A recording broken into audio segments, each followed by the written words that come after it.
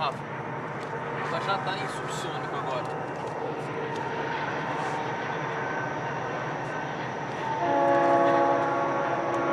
Legal, que tá passando o trem na hora. Esse é o Sonic. É, Sonic Boom que a gente sempre escuta. Tá pra chegar.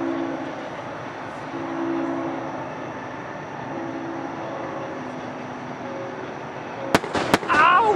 Cacilda!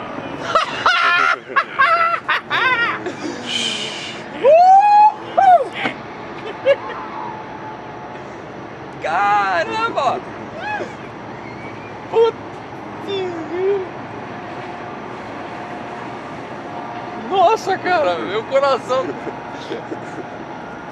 Puta que joia! Tem mais? Puta que. Nossa, cara. Meu, valeu cada milímetro que eu andei, cara.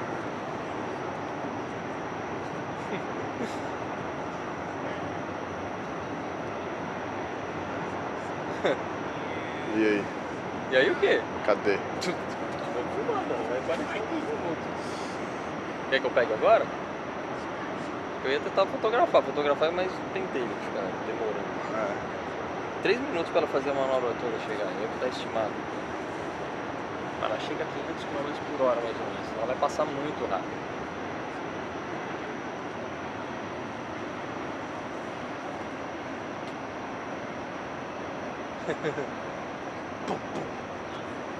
Fogos de artifício, soltaram do lado e fingiram que era Sonic Boom. É. É o que o pessoal fala, exatamente o pum pum. Eu quero saber onde. O que era aquilo que passou então? Aquilo o quê? Aquele primeiro que a gente viu. É a estação espacial, Então, mas tá em órbita. ela passou primeiro e vai fazer. Não, ela tá em órbita, ela fica rodando. Ah.